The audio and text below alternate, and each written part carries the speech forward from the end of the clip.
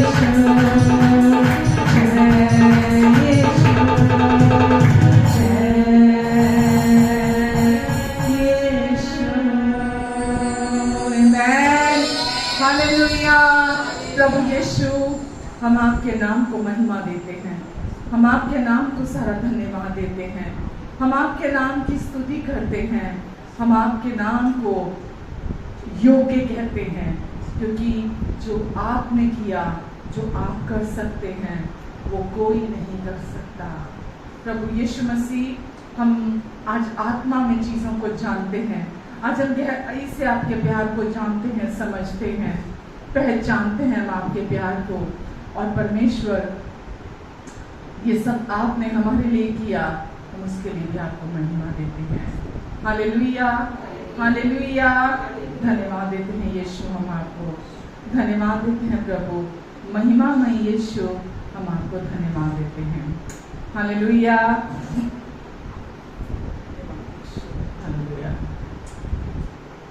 यीशु नाम मिला, यीशु नाम मिला, मेरा जीवन संवर गया, हाँ मेरा जीवन संवर गया। यीशु नाम मिला, यीशु नाम मिला, मेरा जीवन संवर गया, हाँ मेरा जीवन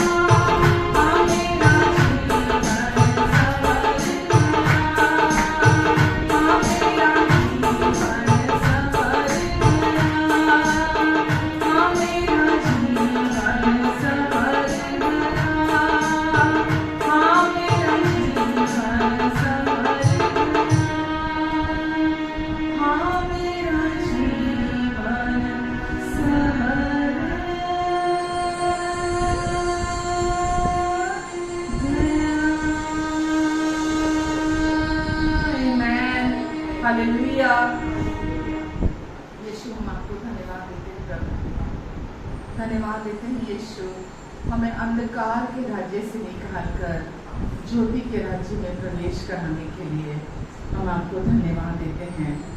आज पाप, मृत्यु, शैतान हमारे जीवन पर प्रभुता नहीं करते। आज हम इस जीवन में राज्य करते हैं क्योंकि आपका अनुग्रह, आपकी धार्मिकता आपने हमें मुफ्त में दी है। अपने जीवन को त्याग कर, अपने जीवन का बलिदान करके प्रभु अपना लहू बहाने के द्वारा आपने हमें ये गिफ्ट दिए हैं और हम आनंदित होते हैं यीशु, क्योंकि हम हर दिन जय में चलते हैं, हम हर दिन राज्य करते हैं प्रभु। आज बीमारियां हमारे पैरों के नीचे हैं, आज दुष्ट के काम हमारे पैरों के नीचे है, आज डर हमारे पैरों के नीचे है, आज दोष हमारे पैरों के नीचे है, आज हर एक कमी घटी हमारे पैरों के नीचे है, क्योंकि ये हम पर राज नहीं करते, हम इन पर राज करते हैं। धन्यवाद देते हैं यीशु, हम आपको धन्यवाद देते हैं प्रभु। Hallelujah, hallelujah. आराधना हो आराधना, प्यारे मसीहा की आराधना। आराधना हो आराधना, प्यारे मसीहा की आराधना। मेरे मसीहा की आराधना, जीवन दाता की आराधना।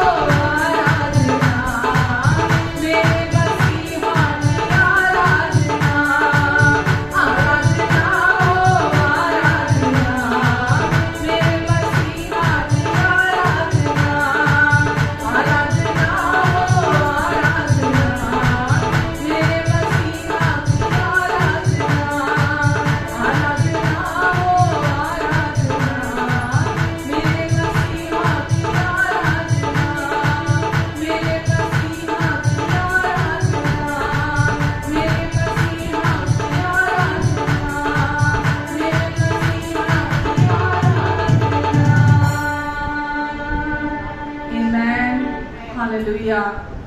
मेरे मसीहा की आराधना, क्योंकि उसने शांति दी है, उसने पापों से मुक्ति दिलाई है, उसने हमेशा के पापों को धोकर मिटा डाला है। यीशु ने हमें जीवन दिया है, यीशु ने हमें अपनी ज्योति दी है। वो हमारा मसीहा है जो हर पल हमारे साथ रहता है, जो छुड़ाने वाला, बचाने वाला, संभालने वाला प्रभु है। हम आपकी महिमा गाते हैं, आपकी स्तुति करते हैं, आपकी आराधना करते हैं। हम भी दूतों के संग मिलकर आपकी आराधना करते हैं। बाइबल कहती है स्वर्गदूत भी बहुत हैरानी से जो पापों के यीशु के लहू के द्वारा पापों से छुड़ा लिए गए हैं, जब उनको आराधना करते हुए देखते हैं, स्वर्गदूत भी हैरान हो जाते हैं कि ये कैसी आराधना करते हैं। क्योंकि हम जानते हैं हम कहाँ पाप के अंधकार में, पाप के कीचड़ में पड़े हुए थे, लेकिन यीशु ने अपने लहू को बहाने के द्वारा हमें उस पाप के कीचड़ से हमेशा के लिए आज़ादी दिला दी, हमें निकाला उस कीचड़ से। हमारे पापों का प्रायश्चित अपना लहू बहाने के द्वारा किया। हमारे पापों के का प्रायश्चित यीशु ने किया, हमने नहीं किया अपने पापों का प्रायश्चित। यीशु ने इस काम को हमारे बिहाफ पर पूरा कर दिया। यीशु प्रभु, हम आपको धन्यवाद देते हैं। यीशु, हम आपको धन्यवाद देते हैं आपके प्यार के लिए, आपकी शांति के लिए, आपकी कृपा के लिए। हम आपको दिल की गहराइयों से धन्यवाद देते हैं। यीशु, धन्यवाद देते हैं प्रभु, धन्यवाद देते हैं यीशु। हालेलुया, हालेलुया, धन्यवाद देते हैं प्रभु, धन्यवाद। माँ की कोख से तूने चुन लिया,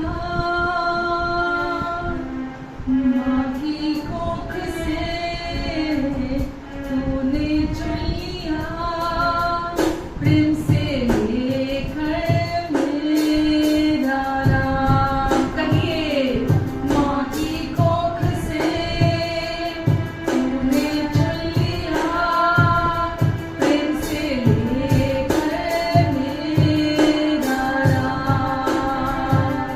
दे दिया जन्म अपने परिवार में, दे दिया जन्म अपने परिवार में, मेरी रगों में लहू तेरा। दे दिया जन्म अपने परिवार में, मेरी रगों में लहू तेरा। अब मैं भय का नाश नहीं, मैं परमेश्वर की संतान हूँ। अब मैं भय का नाश नहीं, मैं परमेश्वर की संतान हूँ। हम सब गाएंगे मिलकर। माँ की कोख से तूने चुन लिया, माँ की कोख से तूने चुन लिया, प्रेम से लेकर मेरा नाम। दे दिया जन्म अपने परिवार में, दे दिया जन्म अपने परिवार में, मेरी रगों में लहू तेरा। अब मैं भय का लाश नहीं, मैं परमेश्वर की संतान हूँ। अब मैं डर का दास नहीं, मैं परमेश्वर की संतान हूँ। अब मैं डर का साथ नहीं, मैं परमेश्वर की संतान। एक ही आवाज में सब कहेंगे। अब मैं डर का दास नहीं, मैं परमेश्वर की संतान हूँ।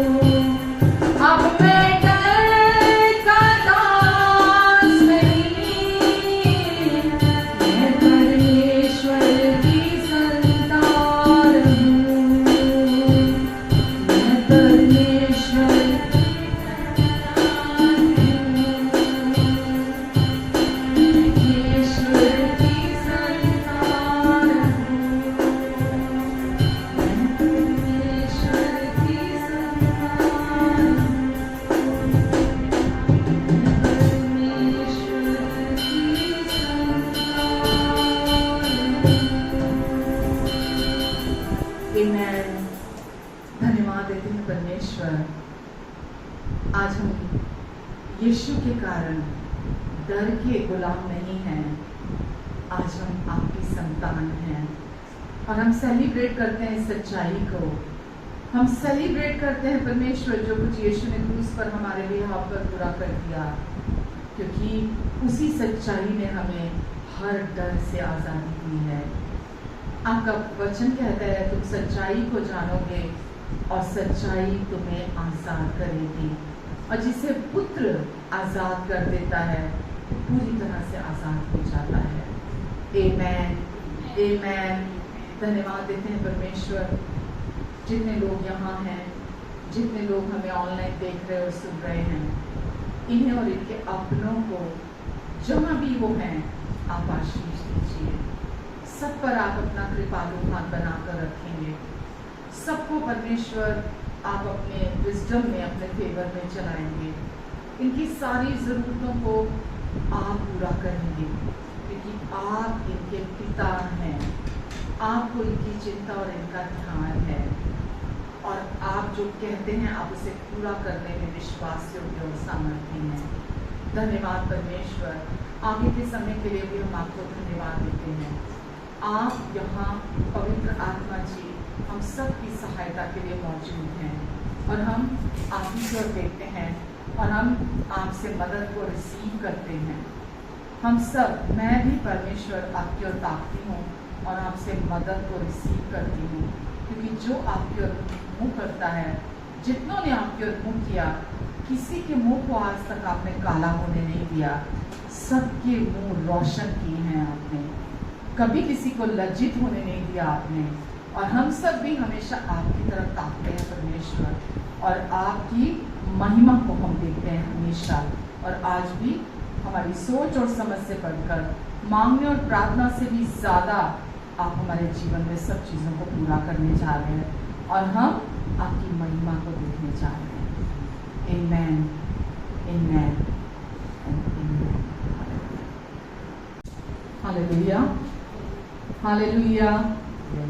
प्रभु यीशु मसीह के प्यारे और मीठे नाम से मैं आप सबका स्वागत करती हूँ। जितने लोग ऑनलाइन हमें सुन रहे हैं, उन सब का भी मैं तहे दिल से बहुत प्यार से आपका स्वागत करती हूँ।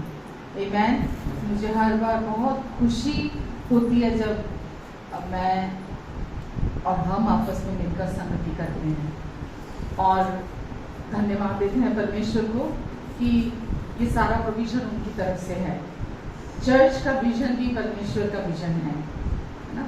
और सच में जब हम चर्च में भी इकट्ठा होते हैं, हम जुड़ते हैं, हम परमेश्वर की उपस्थिति को हम जानते हैं, और हम ये जानते हैं उनके वचन के द्वारा कि वो कितने भले और अच्छे पिता हैं, वो हमें कितना प्यार करते हैं।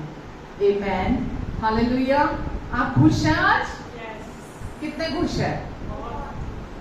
कितने? बहुत खुश हैं। अच्छा, चर्च में बैठे तो हम खुश होते हैं, और जब पूरा सप्ताह सिचुएशंस आती हैं तब कितने लोग खुश होते हैं? जब परिस्थिति आती है ना। जब तक हम चर्च में होते 2 घंटे ना, तो हालेलुया, बहुत अच्छा, प्रेज द लॉर्ड, बहुत अच्छा लगता है। लेकिन सिचुएशंस जब आती हैं, जब हम चर्च में नहीं होते हैं, तब हम कितने खुश होते हैं। आमेन। हम वही सीख रहे हैं, है ना। हम चर्च किस लिए आते हैं? चर्च इसीलिए आते हैं, हम ये सीखने के लिए आते हैं। परमेश्वर हमें अपनी नई बातें सिखाते हैं, जो हम पहले नहीं जानते थे, जो हमें नहीं मालूम थी, जो संसार में हमने ना देखी थी, ना सुनी थी, ना सोची थी कभी, वो हमें नहीं पता थी। परमेश्वर हमें अपनी बातें सिखाते हैं, इसीलिए हम चर्च आते हैं। आमेन। और हम सच में उस जीवन का आनंद उठाते हैं जो परमेश्वर की इच्छा है। कल जब मैं वचन जब तैयार कर रही थी, तो जैसा कि हमारा बीते सप्ताह में भी, लास्ट वीक्स में, 2-3 वीक्स में हम लोग वचन देख रहे थे कि परमेश्वर का अनकंडीशनल प्यार और उनकी माफ़ी, फॉरगिवनेस, इटर्नल फॉरगिवनेस के बारे में, कि परमेश्वर ने हमें अपनी इटर्नल फॉरगिवनेस दी है, अनंत की माफ़ी दी है, और हमें अपने इटर्नल प्यार से, अपने अनकंडीशनल प्यार से परमेश्वर ने हमें प्यार किया है।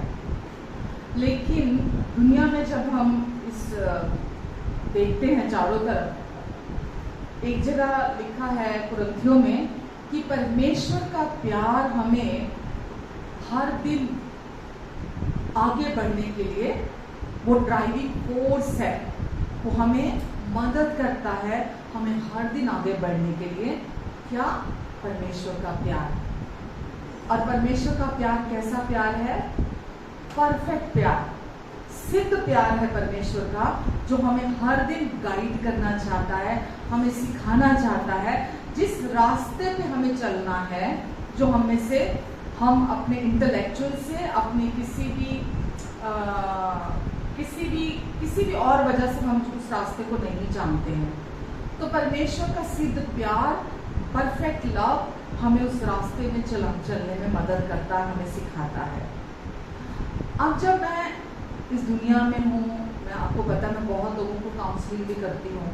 बहुत लोग मेरे पास आते हैं, है ना, काउंसलिंग के लिए आते हैं, उनकी लाइफ में प्रॉब्लम्स होती हैं। तो जब वो आते हैं तो मैं उनके जब जीवनों को देखती हूँ, या दुनिया में भी मैं लोगों के जीवन को देखती हूँ, तो लोगों के जीवन में ना तो मुझे खुशी दिखाई देती है, बहुत सारे लोगों के जीवन में बहुत बड़ा नंबर है, ना तो उनकी लाइफ में मुझे खुशी दिखाई देती है, ना मुझे संतुष्टि दिखाई देती है। ये दो चीजें मिसिंग होती हैं उनके जीवन में। मैं सिर्फ बिलीवर्स की बात नहीं कर रही हूँ यहाँ पे, बहुत हर व्यक्ति के जीवन में, बट यस, बिलीवर्स पहले आते हैं कि बिलीवर्स की लाइफ में ये नहीं होना चाहिए। उनके जीवन में आनंद की भरपूरी होनी चाहिए, उनकी लाइफ में पूरी संतुष्टि होनी चाहिए, क्योंकि यीशु का मकसद इस दुनिया में आने का यही था। ऐसा जीवन होना चाहिए एक बिलीवर का कि दूसरे लोग जब उस लाइफ को देखें तो वो बोले मुझे भी ये जीवन चाहिए। एक बिलीवर की जिंदगी ऐसी होनी चाहिए। उद्देश्य क्या है हमारा इस धरती पर? उद्देश्य क्या, पर्पस क्या है हमारा इस दुनिया में? जब परमेश्वर ने हमें चुना अपने लिए, यीशु के लहू से धोया, साफ किया, हमें अपने पवित्र आत्मा के द्वारा हमें अपने प्यार से भरा, हमेशा के लिए हमें शुद्ध कर दिया, हमें अपने समान, अपने तुल्य हमें बना दिया, हमें अपने साथ स्वर्गीय स्थानों में बिठा दिया। आज हम वहाँ पिता के साथ मसीह यीशु में स्वर्गों में बैठे हुए हैं। तो सब काम हमारे लिए पूरा कर दिया, सब कुछ नया कर दिया। दुनिया में जीवन जीने के लिए, हर दिन आगे बढ़ने के लिए अपने ग्रेस की अबंडेंस हमें दे दी, अनुग्रह की बहुतायत दे दी।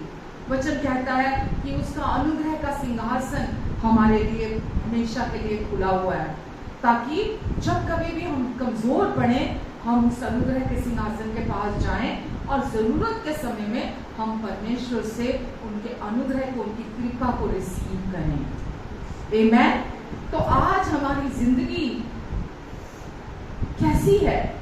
ये एक हमारे लिए एक सवाल है। क्या वाकई में हमारा जो जीवन है, जो अंदर परमेश्वर ने खूबसूरत काम कर दिया, जो हमें दे दिया, जो हमें बना दिया, क्या जहां भी हम होते हैं, क्या दूसरे लोग वो जीवन चाहते हैं? मैं यहाँ मटीरियलिस्टिक चीजों की बात नहीं कर रही कि आपके पास बहुत पैसा हो गया, गाड़ियां हो गई, आपके पास ये हो गया, दूसरे लोग देख के लालच करने लगे, अरे मेरे पास भी, इनके पास इतना बड़ा घर है, इनके पास इतनी गाड़ियां हैं, इनके पास इतनी लग्जरियस लाइफ है इनकी, मुझे भी वो चाहिए। मैं उसकी बात नहीं कर रही हूँ। मैं यहाँ बात कर रही हूँ हमारा जीवन देखकर, हमारी लाइफ को देखकर, जो हमारे अंदर है, जो हमारे दिल में है, वही तो बाहर आता है ना। तो जो हमारे अंदर का जीवन है, मैं उस लाइफ की बात कर रही हूँ। वो लाइफ और उस लाइफ के थ्रू जो प्रोड्यूस होता है बाहर, क्या लोग उस लाइफ को देखकर चाहते हैं कि मेरे को भी ये लाइफ चाहिए? जो इस व्यक्ति के पास जीवन है, मुझे भी वो जीवन चाहिए। समझ रहे हैं आप बात को? तो जो आपका जीवन है, जो परमेश्वर ने आपको दिया है, वो परमेश्वर चाहते हैं दूसरे लोग भी उस जीवन को आपके थ्रू जाने। लेकिन ज्यादातर लोगों का जीवन ऐसा नहीं होता और वो अपने जीवन में सेटिस्फाइड नहीं होते और अपनी लाइफ में खुश नहीं होते लोग। होता है ना, चारों तरफ हम देखते हैं। तो ऐसा क्यों है? एक बार इसको समझने के लिए क्यों है ऐसा, देखो आपको पता है, मैं इस पुलपिट को कभी भी किसी को नीचा दिखाने के लिए, कभी भी किसी को ब्लेम करने के लिए, कभी भी किसी को कंडेम करने के लिए, कभी भी किसी को शर्मिंदा करने के लिए मैं इस पुलपिट को कभी यूज नहीं करती। प्रॉब्लम मैं इसीलिए बताती हूँ क्योंकि उसका सोल्यूशन है। वो प्रॉब्लम क्यों आई है वो जानना बहुत जरूरी होता है, ठीक है? तो हम पहले ये बात कर रहे हैं कि दुनिया में लोग नाखुश क्यों हैं और सेटिस्फाइड क्यों नहीं है, राइट? हम देखते हैं अपने चारों तरफ। हम आगे बात कर रहे हैं कि वो नाखुश होने के पीछे और सेटिस्फाइड ना होने के पीछे एक कारण है, एक रूट है जो लोग नहीं है। तो इसको जानने के लिए वो रूट कहाँ से आई है इंसानों के अंदर, ह्यूमन रेस के अंदर, वो रूट कहाँ से आया है, हम उसको देखते हैं। अब जैसा कि हम देखते हैं जेनेसिस में, उत्पत्ति में, हम देखते हैं एडम एंड ईव की स्टोरी को हम सब जानते हैं। आदम और हव्वा को जब परमेश्वर ने बनाया तो कहाँ रखा? अदन की वाटिका में परमेश्वर ने उनको रखा और परमेश्वर ने उनको गुड एंड इविल का जो ट्री था, फ्रूट का जो था, भले और बुरे का के ज्ञान का जो वृक्ष था, उसमें से खाने को मना किया था और आदम और हव्वा दोनों ने उस वृक्ष के फल में से खाया। उन दोनों ने, हम सब जानते हैं प्रॉब्लम कहाँ से शुरू हुई है दुनिया में, कहाँ से आई है? आपसे और मुझसे नहीं आई है। प्रॉब्लम कहाँ से आई है?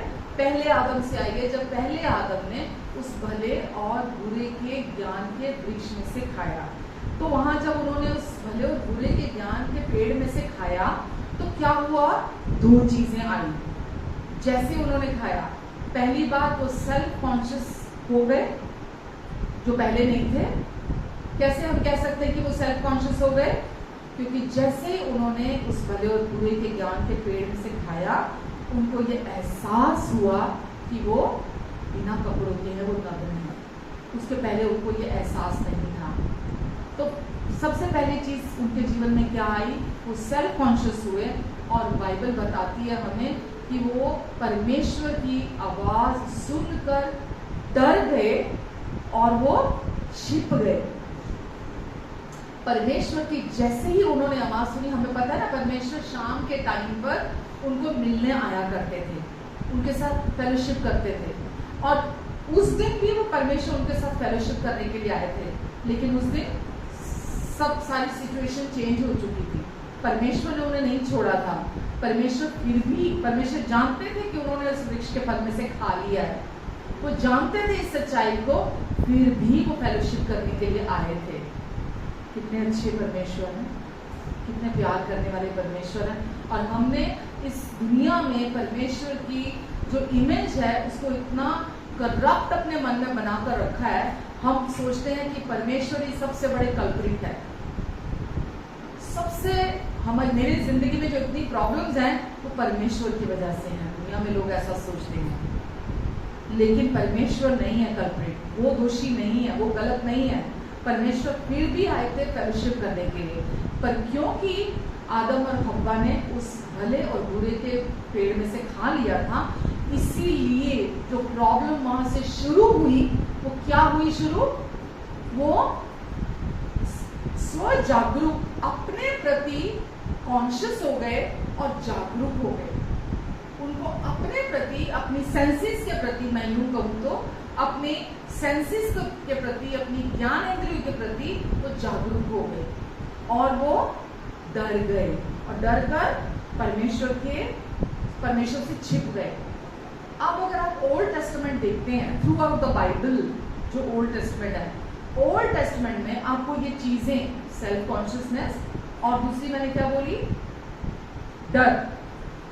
सेल्फ कॉन्शियसनेस मतलब अपने लिए सोचना, मेरा क्या होगा, मेरे साथ क्यों हुआ, मेरे साथ ऐसा क्या हो गया, या मैं क्या करूंगा। जो जो जो इंसान हर समय अपने बारे में सोचता रहता है, मेरा क्या, मेरे जीवन का क्या।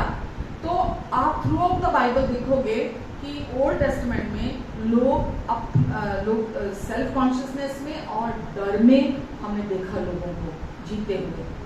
वो जो अदन की वाटिका में हुआ था, उसका परिणाम, उसका फ्रूट हमने लोगों की लाइफ में देखा। आमेन। और अगर थियोलॉजिकली देखें तो इसको क्या बोलते हैं?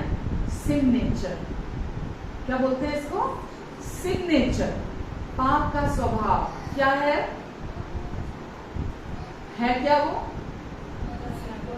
डर और सेल्फ कॉन्शियसनेस। ये है पाप का स्वभाव। अगर इसको थियोलॉजिकली एक डेफिनेशन, इसका मीनिंग निकाला जाए, राइट, तो सिर्फ पाप का स्वभाव। लेकिन हम में से बहुत सारे लोग ये नहीं जानते, जो वो कर रहे हैं वो क्यों करते हैं, जो वो विश्वास कर रहे हैं वो क्यों करते हैं। ऐसा ही होता है ना, हम जीवन में क्या जो कर रहे हैं वो क्यों कर रहे हैं नहीं मालूम, जो विश्वास कर रहे हैं हम वो क्यों कर रहे हैं हमें भी नहीं मालूम है। यहाँ तक कि विश्वासियों की भी मैं बात करूंगी, वो जो कर रहे हैं उनको नहीं पता वो क्यों कर रहे हैं, वो जो विश्वास कर रहे हैं उनको नहीं पता वो विश्वास क्यों कर रहे हैं उसके ऊपर। वो जो महसूस कर रहे हैं उसकी रूट, उसकी जड़ कहाँ से आई है? पहले आदम से आई है। आज भी लोग क्या कर रहे हैं, क्यों कर रहे हैं, उनको नहीं मालूम है। आदम और हव्वा भी उस समय जो कर रहे थे उनको नहीं पता था वो क्या कर रहे हैं, क्यों कर रहे हैं। तो जब आदम और हव्वा की बात कर रहे हैं हम, तो दुनिया में भी अगर आप देखा जाए तो लोगों का जो उनका कैरेक्टर कह लो, उनका जो पर्सनैलिटी कह लो, या उनकी जो आदतें हैं ये डेवलप करी गई हैं। बचपन से लेकर आदतें आपकी आज नहीं बनी है, नेचर आपका आज नहीं बना है, पर्सनैलिटी आपकी आज नहीं बनी है। ये बचपन से धीरे धीरे धीरे धीरे डेवलप होती है ना। आज हम जो हैं, जो बचपन से हमने देखा सुना, हमारे साथ हुआ, जो हमने एक्सपीरियंस किया, वही आज हमारी पर्सनैलिटी है। तो आदम और हव्वा, अच्छा ये क्यों होती है हमारी पर्सनैलिटी, ऐसे क्यों हो जाती है हमारी पर्सनैलिटी? देखो, जो भी आज हम हैं, बचपन से जो एनवायरनमेंट में हम पले बड़े हैं, उस एनवायरनमेंट में सरवाइव करने के लिए जो भी हमें ठीक लगा हमने उन चीजों को किया, क्योंकि हम सरवाइव करना चाहते थे। आदम और हव्वा ने भी क्या किया, जो एनवायरनमेंट में वो थे, दुष्ट वहां आया, बहकाने के लिए आया उनकी लाइफ में, उनको उसने टेम्प्ट किया लाकर, प्रलोभन दिया आकर, और उनको जो उस समय सही लगा सरवाइव करने के लिए, अपने आप को बचाने के लिए, या जो भी आप कह सकते हैं, उन्होंने वही किया। आपको यहाँ तक समझ में आया, राइट? तो हम जो कुछ भी हैं, जो भी हमने शुरू से सुना, जो भी हमने शुरू से सीखा, उसकी वजह से आज हमारी वो पर्सनैलिटी है। आमेन, हालेलुया। तो हम जो कुछ भी करते हैं, हमें ये पता नहीं चलता कि हम उसको डर की वजह से कर रहे हैं, डर की जगह से कर रहे हैं। तो हमें ये पहले समझने की जरूरत है। आज बहुत सारे लोग चर्च भी आते हैं, यीशु को भी बिलीव करते हैं, है ना, क्योंकि उनके अंदर डर है। उसके अलावा भी वो 10 और जगह पर भी भागते हैं, 10 और जगह पर भी जाते हैं। क्यों जाते हैं वो 10 और जगह पर? विश्वास करते हैं, मतलब क्यों करते हैं? क्योंकि वो स्वभाव जो पहले आदम से आया था, डरने का और सेल्फ कॉन्शियस होने का, कि मेरे साथ ये ना हो जाए, मेरे साथ वो ना हो जाए, मेरे साथ ये गलत ना हो जाए, मेरे साथ ये बुरा ना हो जाए, मेरे बच्चों के साथ गलत ना हो जाए, मेरी फैमिली में कुछ खराब ना हो जाए, मेरा पता नहीं फ्यूचर कैसा होगा, पता नहीं मेरा आने वाला कल कैसा होगा, पता नहीं मेरे पास ये रहेगी कि नहीं रहेगी चीज, पता नहीं मेरे पास ये होगी कि नहीं होगी। आप समझ रहे हैं सेल्फ कॉन्शियसनेस का क्या मतलब है और डर का क्या मतलब है? तो आज भी दुनिया में ऐसे लोग हम देखते हैं कि जो चीजों को कर रहे हैं, पर वो कहाँ से कर रहे हैं? उस डर की जगह से कर रहे हैं, डर के स्थान से कर रहे हैं।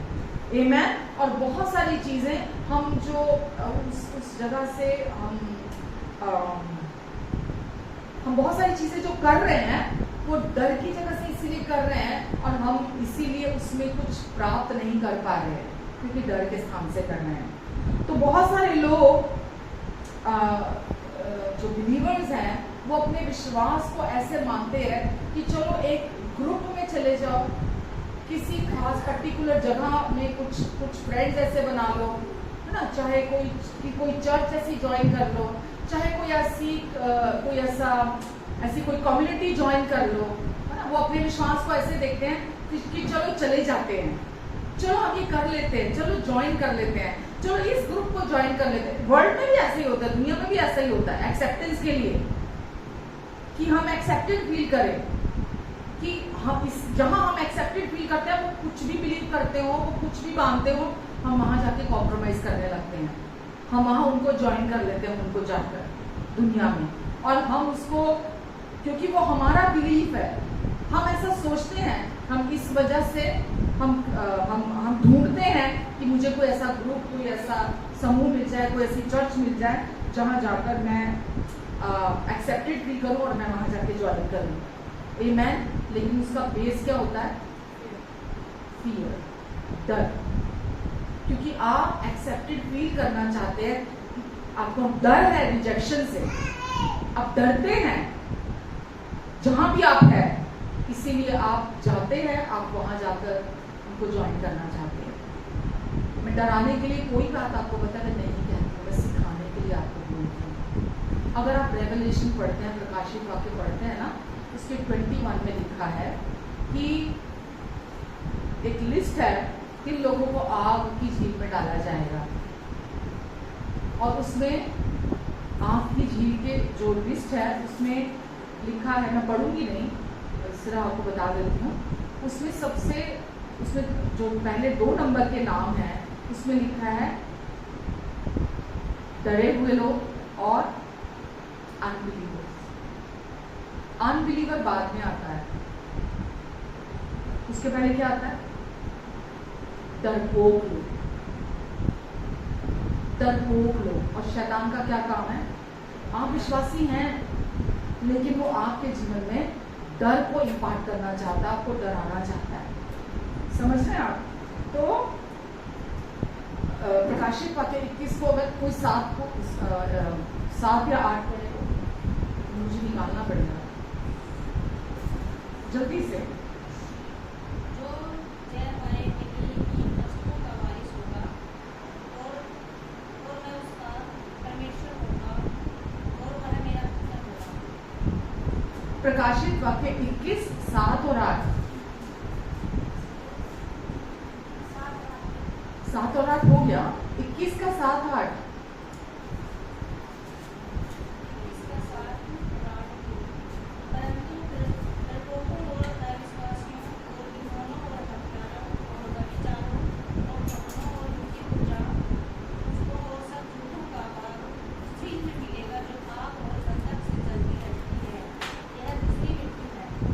भी हो गए। हाँ, वही मैं बोल रही हूँ। 8 हो गया। 7 और 8 दोनों हो गए।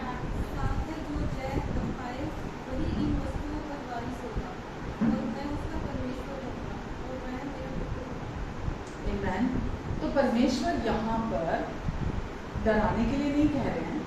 परमेश्वर आपको चाहते हैं आप डर से फ्री हो जाएं, डर मुक्त जीवन जिए, ताकि जो जीवन यीशु देने के लिए आए थे, अबंडेंट लाइफ, बहुतायत का जीवन, संतुष्ट जीवन और एंजॉयबल लाइफ, जिसका हम भरपूरी से आनंद उठा सकें, वो लाइफ उनको देने के लिए यीशु आए थे। और ये लाइफ परमेश्वर चाहते हैं हम इस जीवन को जिए, इस जीवन का आनंद उठाएं। आमेन। तो अभी अविश्वासी से पहले क्या आ रहा है? डरपोक। ठीक है। तो परमेश्वर नहीं चाहते हम डर कर जीवन जिए, और परमेश्वर नहीं है जो आप जो एक इंसान को सजा दे रहे हैं। परमेश्वर नहीं है। यहाँ जो आपने पढ़ा है ना अभी प्रकाशित वाक्य 21, ये परमेश्वर नहीं है जो सजा दे रहे हैं, ये चुनाव है इंसान का। परमेश्वर ने सजा देने के लिए हमें नहीं बनाया, ना हमें चुना, ना अपने बेटे को भेजा। परमेश्वर ने प्रभु यीशु मसीह को क्यों भेजा? ताकि हम भरपूरी का जीवन जिए, हम सेटिस्फाइड लाइफ जिए, हम इंजॉयबल लाइफ जिए, भरपूरी का जीवन जिए, हमेशा अपने भीतर हम आनंद का जीवन जिए। तो परमेश्वर नहीं है जो किसी को अनंत की सजा दे रहे हैं, पनिशमेंट दे रहे हैं, इटर्नल पनिशमेंट। ये परमेश्वर नहीं है हमारे जीवन में। तो सबसे पहले डर की अगर मैं बात करूं तो एज अ ह्यूमन बीइंग, जब कोई माँ के पेट से पैदा होता है, बच्चा माँ के पेट से बाहर आता है, तो क्या इमोशन आता है उसके लाइफ में? कौन सा इमोशन आता है? और सेल्फ कॉन्शियसनेस। कौन से दो इमोशंस आते हैं? Self consciousness. सेल्फ कॉन्शियसनेस कैसे? जैसे वो माँ के पेट से बाहर आता है, उसके रोने से और उसके कांपने से, है ना, कांपता है ना, वो रोता है, हमको पता चलता है कि वो जो आदम और हव्वा से जो आया, जो उसने किया, जो भले और बुरे के ज्ञान के पेड़ से खाया, वो उसका, जैसे मैंने कहा ना, पूरे ओल्ड टेस्टामेंट में हमने उसको देखा।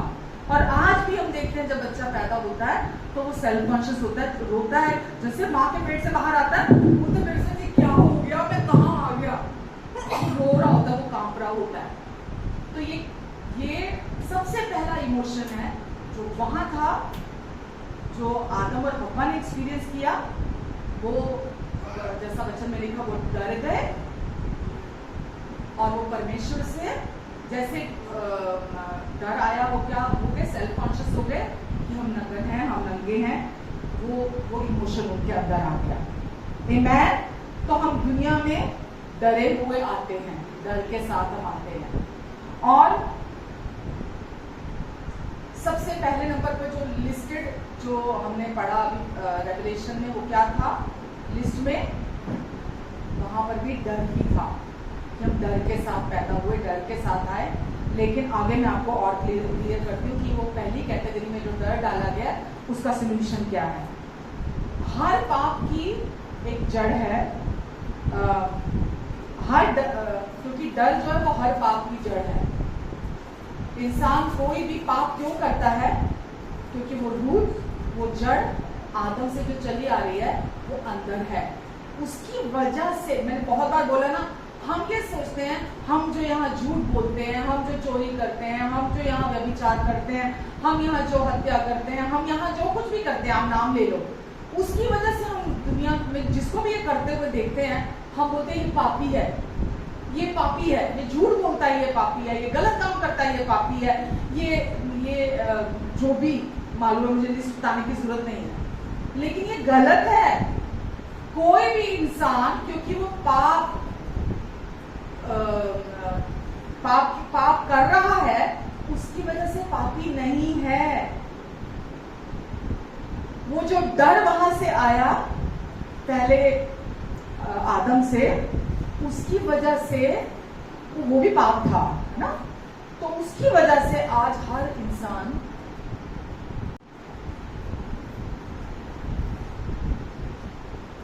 इंसान पाप कर रहा है।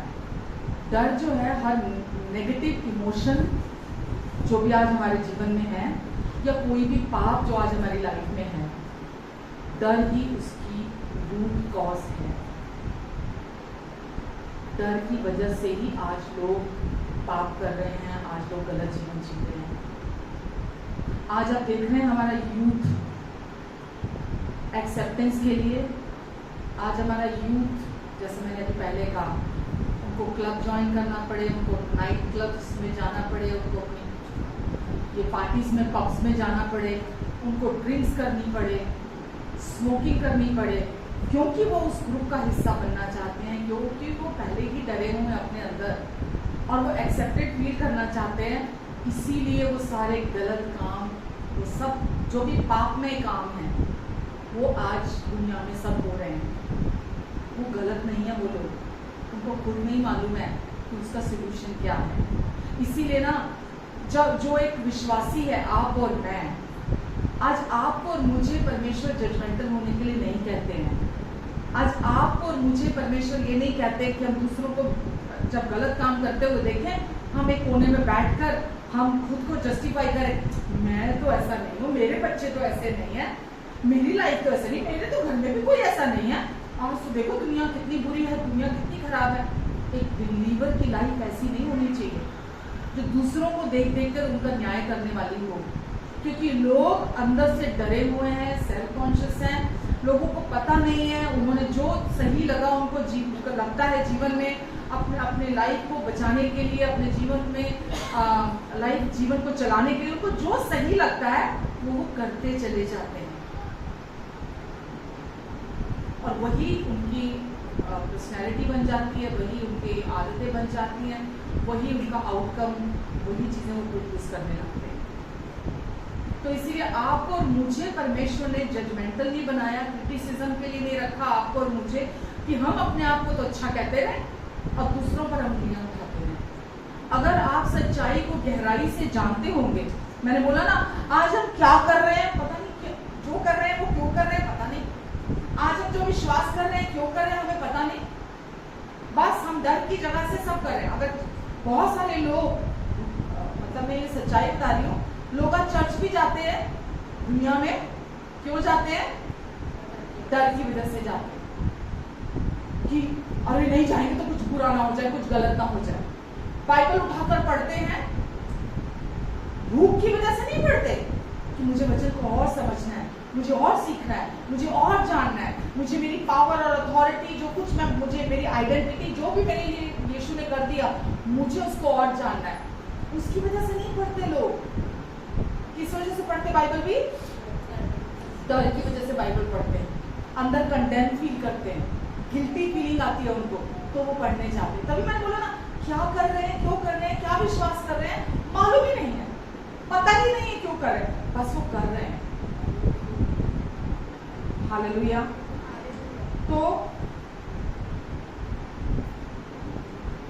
जब आदम और हव्वा ने उस पेड़ में से खाया, जिसको परमेश्वर ने, कौन सा पेड़ था? भले और बुरे के ज्ञान का पेड़। जब उसमें से खाया तो क्या हुआ? जैसे उन्होंने खाया वो सेल्फ कॉन्शियसनेस में आए और वो डर में आए, तो वो परमेश्वर की प्रेजेंस में से दूर हो गए। उनको उस पाप ने उनको परमेश्वर की प्रेजेंस से दूर रखा। किस वजह से? उनके अंदर डर आया था, परमेश्वर का प्यार उनके लिए नहीं बदला था, उनके अंदर डर आया था, वो सेल्फ कॉन्शियसनेस में आए थे, परमेश्वर का प्यार उनके लिए नहीं बदला था, परमेश्वर की एक्सेप्टेंस उनके लिए चेंज नहीं हुई थी, परमेश्वर ने उनको रिजेक्ट नहीं किया था, परमेश्वर उनको प्यार पहले भी करते थे, परमेश्वर उनके गलत काम करने के बाद भी उनको प्यार करते थे, परमेश्वर पहले भी फेलोशिप कर रहे थे, उनकी गलती के बावजूद परमेश्वर उनके पास फेलोशिप के लिए आए थे।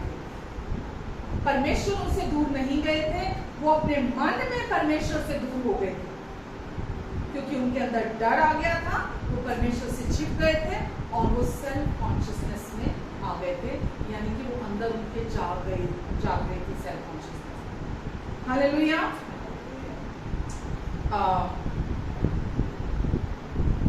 जो लोग हम बोलते हैं अविश्वास की कैटेगरी में आते हैं, या जो लोगों के जीवन में डर होता है, वो भी परमेश्वर के पास आने से डरते हैं। किसकी वजह से? अविश्वास और डर। ये जब किसी के मन में होता है ना, जिसको पता ही नहीं है सच्चाई के बारे में, जो सच्चाई में इंटरेस्टेड नहीं है, जो सच्चाई की तरफ ध्यान नहीं देता, जो यीशु ने पूरा कर दिया। देखो यीशु क्यों आए थे? फर्स्ट ऑफ ऑल ताकि परमेश्वर के साथ पाप को हमारे जीवन से हटाकर हमेशा के लिए हमें परमेश्वर के साथ एक करके जोड़ दें और हम हर दिन उस रिलेशनशिप को एंजॉय करें, हम उस रिलेशनशिप का आनंद उठाएं। हम जब परमेश्वर के साथ रिलेशनशिप में आ जाते हैं तो हम फुल्ली कंटेंटेड हो जाते हैं, अंदर से पूरी तरह से संतुष्ट जीवन जीते अपने अंदर से। हमारी जो लाइफ है वो एक मीडियोकर लाइफ नहीं होती है, पूरी तरह से एंजॉयबल लाइफ हमारी होती है। हम हर मोमेंट को, हर पल को हम उसका आनंद उठाते हैं। हालेलुया। समझ रहे आप? तो परमेश्वर के पास आने से कौन सी दो चीजें रोकती हैं? डर और अविश्वास रोकता है। तो किसी भी विश्वासी के जीवन में डर ही है जो उसको अच्छा जीवन जीने से रोकता है। ठीक है, अच्छा जीवन क्या है? बहुतायत का जीवन, संतुष्ट जीवन और आनंद से भरा हुआ जीवन, ताकि जब लोग आपको देखें तो बोले इसके पास क्या है, मुझे भी चाहिए। आपकी बाइबल नहीं चाहिए कि आप जा जाकर लोगों के सर पर बाइबल मारे लोगों को आप बोले अगर तुमने यीशु पर विश्वास नहीं किया तुम नर्क जाओगे, तुम्हारे साथ ऐसा होगा, तुम्हारे साथ वैसा होगा। लोगों को ये नहीं सुनना और ना परमेश्वर की इच्छा है हमारे जीवन से। जो हमारे अंदर है, जब वो बाहर प्रोड्यूस होता है, वो चाहने लायक होता है। लोग उसकी तरफ अट्रैक्ट होते हैं क्योंकि वो जीवन जो आपको दिया है वो बाहर नहीं है। दुनिया के लोग टेम्परेरी चीजें करके बहाना ढूंढते हैं। चलो मेरा बर्थडे आ रहा है, चलो सेलिब्रेट करते हैं, चलो बाहर कहीं डिनर के लिए चलते हैं, चलो गिफ्ट लेने चलते हैं। वो हफ्ता 10 दिन चलता है, उसके बाद उसी वक्त फिर वापस उदासी, फिर डाउन हो जाते हैं। फिर वेट करते हैं किसी और सेलिब्रेशन का, किसी और पार्टी का, किसी और चीज का, कि चलो मौका आया, चलो हॉलिडे में चलते हैं, चलो कहीं बाहर वेकेशन पे चलते हैं, चलो कहीं घूमने चलते हैं। चलो पहले तैयारी में खुश हो गए, उसके बाद वो सब किया, गए आए, खाया पिया, नाचे कूदे, उतने दिन खुश, लेकिन फिर वापस उसी जगह पर आ जाते हैं। परमेश्वर टेम्परेरी लाइफ नहीं देते हमको ना। परमेश्वर ने हमें जो जीवन अंदर दे दिया है प्रभु यीशु मसीह के द्वारा, अपने पवित्र आत्मा के द्वारा, वो जीवन भरपूरी का है, फुल्ली सेटिस्फाइड कर देता है। वो जीवन धीरे धीरे नहीं करता,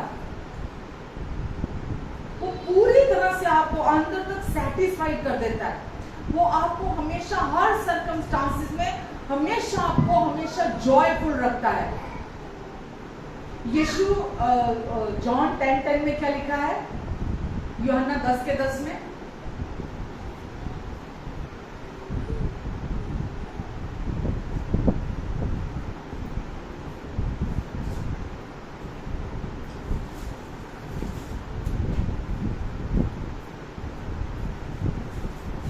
चोर आता है चोरी करने, हत्या करने, नाश करना, लेकिन यीशु ने कहा मैं आया तुम्हें जीवन देने, और कौन सा जीवन? बहुतायत से तुम वो जीवन को जियो। बहुतायत का जीवन का क्या मतलब है? ऐसा जीवन जो आप चाहेंगे दूसरे भी एक्सपीरियंस करें, जो आपके अंदर रहेगा ये मुझे मिल गया, ये मैंने पा लिया, ये पहले मेरे पास ये नहीं था। ये जीवन जो पूरी तरह से अंदर से संतुष्ट कर देता है, जो मुझे हर हालात में अंदर से पकड़ कर संभाल कर रखता है, जो मुझे भरपूरी में चलाता है, जिसको मैं हमेशा इंजॉय करती हूँ, जो जीवन को मैं चाहती हूँ दूसरे भी इस जीवन को एक्सपीरियंस करें। आप समझ रहे हैं? यीशु वो जीवन को देने के लिए आया और आपसे वो संभलता नहीं है। मुझे याद है जब मैं यीशु में शुरू में आई थी, देखो मैं जो कुछ भी शेयर करती हूँ, जब मैं उसको एक्सपीरियंस करती हूँ, मैं अपने एक्सपीरियंस को आपके साथ शेयर करती हूँ। अगर मैंने इन चीज़ों को अनुभव नहीं किया, खुद एक्सपीरियंस नहीं किया, तो मैं उसको आपके साथ शेयर नहीं कर सकती। वो तो एक सिर्फ सरमन हो गया या मैं थियोलॉजी को आपके साथ शेयर कर लूँगी। जब मैं शुरू में प्रभु में आई थी तो मेरे अंदर बहुत सारे नेगेटिव इमोशंस थे। लिस्ट बनाने बैठूंगी तो शायद पूरी नहीं हो पाएगी, इतने नेगेटिव इमोशंस थे। और आपने अभी सुना वो नेगेटिव इमोशंस किसकी वजह से होते हैं? वो जो फर्स्ट एडम की वजह से है, पहले आदम की वजह से, उसके डर की वजह से और उसके सेल्फ कॉन्शियसनेस की वजह से। मैं भी बहुत सेल्फ कॉन्शियसनेस में चलती थी, मैं भी बहुत डरों में थी और बहुत नेगेटिव इमोशंस मेरे अंदर थे। और जैसे ही मैंने यीशु के प्यार को, उस दया को, उस कृपा को, उस शांति को अपने अंदर, अपने जीवन में मैंने एक्सपीरियंस करना शुरू किया, आप विश्वास करना, मैं लोग ढूंढती थी कि मैं कैसे जाकर उनको उस जीवन के बारे में बताऊं जो मैंने चखा है, जिसका अनुभव मैंने किया है। मैं चाहती थी लोग भी उसको अपने जीवन में एक्सपीरियंस करें, क्योंकि जो शांति यीशु देते हैं वो दुनिया में नहीं है, जो खुशी यीशु देते हैं वो दुनिया में नहीं है, जो संतुष्टि यीशु देते हैं। ये सिर्फ मालूम आपको, ये आप जो मुझसे सुन रहे हो, ये मैं नहीं, होली स्पिरिट ही आपको अंदर से कन्विंस कर सकते हैं कि इसमें 100% सच्चाई है। संतुष्टि का क्या मतलब होता है? संतुष्टि का क्या मतलब होता है? पूरी सेटिस्फेक्शन का क्या मतलब होता है? फुल्ली सेटिस्फाइड, कंटेंटेड, क्या मतलब? इसका और इलैबोरेट करके क्या मतलब? कि पहले सपोजिंगली आपके अंदर किसी चीज की इच्छा थी, डिजायर थी कोई आपके अंदर, कि मुझे बस ये चाहिए, मुझे ये चाहिए, मुझे ये चाहिए, मुझे ये मिल जाए, मुझे ये चाहिए, मुझे ये चाहिए ही चाहिए, यीशु में आने से पहले।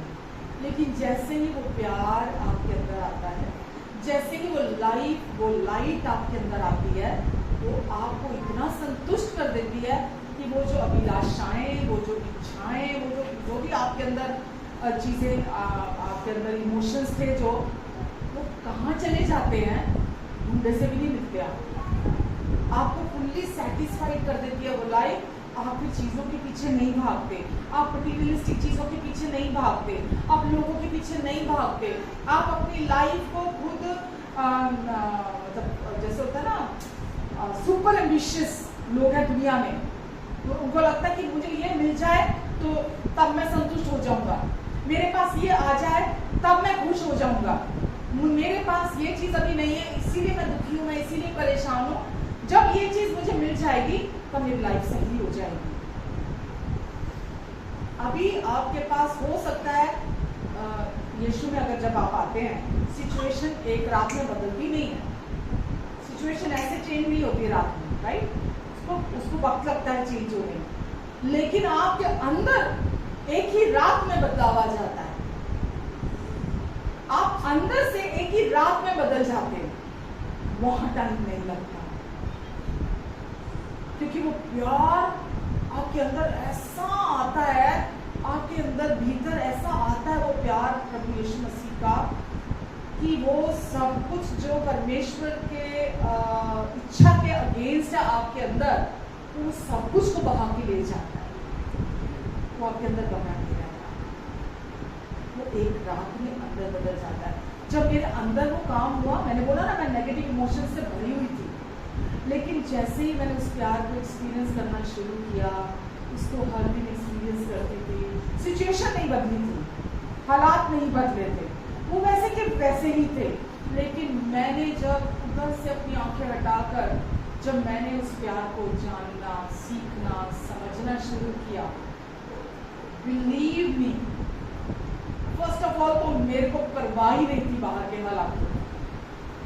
बाहर जो मुझे चीजें इतना बॉदर करती थी, जो मेरे नेगेटिव इमोशन सिचुएशंस की वजह से इतने थे, और उस जो आदम से चली आ रही प्रॉब्लम है ना, इतना अंदर मेरे भरा पड़ा था। मैं 5 साल डिप्रेशन में रही हूँ, आपको पता है, 5 साल मेडिकेशन पे रही हूँ मैं। तो किस वजह से मैं आज जानती हूँ, तब नहीं जानती थी, बहुत सारे डर थे मेरे अंदर, और अपने अंदर बहुत बेचारापन था, क्योंकि मैं अपने आप को रिजेक्टेड फील करती थी हमेशा, अपने हर रिश्ते में रिजेक्टेड फील करती थी। पर ये आज मैं समझती हूँ उधर लोगों की गलती नहीं थी, लोगों का कसूर नहीं था, ये वहाँ से वो जो चला आ रहा था रूट कॉज, उसकी वजह से मैं सोचती थी लोग मुझे प्यार नहीं करते, लोग अच्छे नहीं हैं, लोग मुझे पसंद नहीं करते, उस वजह से मैं ऐसा सोचती थी। लेकिन यीशु ने वो सब धो दिया मेरे अंदर से, जब मैंने उस प्यार को अपने अंदर अनुमति दी, एक्सपीरियंस करना शुरू किया, तो सारे नेगेटिव इमोशंस चले गए। आमेन। और बाहर की सिचुएशंस कब बदलती हैं? जब अंदर बदलाव आता है। बाहर की सिचुएशन, आप लोग क्या करते हैं, वो पहले हम क्या बोलते थे, ये काम हो जाए मैं 40 करूंगा, ये काम हो जाए मैं यहाँ ये करके आऊंगा, ये काम हो जाए मैं ये काम करके आऊंगा, ये चैरिटी करके आऊंगा, हम पहले ऐसा बोलते अभी जब मैं यीशु में आई, सिचुएशंस वैसी ही थी, मैं अपने यीशु में मगन, मैं उनके साथ अपने रिलेशनशिप को एंजॉय कर रही हूँ। मैं हर दिन, मेरा चुनाव था कि मुझे अब उस प्यार को समझना है, सीखना है, उस अपनी अंडरस्टैंडिंग को मैंने डेवलप करना है। तो क्या हुआ, सिचुएशन अंदर के चेंज ने बाहर सिचुएशंस को चेंज करना शुरू कर दिया। अंदर के उस प्यार ने बाहर, क्योंकि वो पहले हमारे अंदर काम करता है, हमारे अंदर चेंजेस लेकर आता है और उसके बाद बाहर काम होता है। मैं बहुत बार पहले भी बोलती हूँ ना, अगर हम ये सोचते हैं मैंने प्रेयर की है और दूर कहीं स्वर्गों से काम होगा, परमेश्वर वहां से काम करेंगे। हेलो, आप जाग रहे हैं? लेकिन परमेश्वर कहीं दूर बैठे स्वर्गों से काम नहीं करते हैं। इस गलती में मत रहना। परमेश्वर कहां से काम करते हैं? हमारे अंदर से। शुरुआत होती है पहले, हमारे अंदर चेंजेस आते हैं। हमारे अंदर चेंजेस हमारे चुनाव से आते हैं। जब हम उस प्यार की गहराई में, लंबाई, चौड़ाई, ऊंचाई में, हम उस डेप्थ में जब हम जाना चुनते हैं, वो पहले हमें अंदर से बदलती है। उसके बाद हम बोलते हैं मेरा पति बदल जाए, पत्नी बोलती मेरा पति बदल जाए, माँ बोलती है मेरे बच्चे चेंज हो जाएं, बच्चे कहते हैं मेरे माँ बाप यही क्यों मिले मेरे को, माँ बाप दूसरे माँ बाप क्यों नहीं मिले मुझे, वो चेंज हो जाए, है ना। सबको कुछ ना कुछ चेंज चाहिए। रोते रहो, रोते रहो सारी जिंदगी, कुछ नहीं बदलने वाला। वही लोग रहने वाले हैं, वही रिश्ते रहने वाले हैं, वही माता पिता। एक बदलता है, पति पत्नी छुटकारा ले लेते हैं आजकल डिवोर्स करके, वो भी हेल्दी ऑप्शन नहीं है, सही ऑप्शन नहीं है। हमें पता नहीं होता कि जो जोड़ा परमेश्वर ने बनाया है तो कितनी बड़ी ब्लेसिंग है हमारे लिए। ठीक है, तो आज चलो कोई बहुत ही खराब है, कोई बहुत ही बुरा है, मारता कूटता, प्रोवाइड नहीं कराता, आपको वैल्यू नहीं करता, आपको रिस्पेक्ट नहीं करता, मैं बोलूँगी उसको छोड़, उसके साथ नहीं रहना, राइट।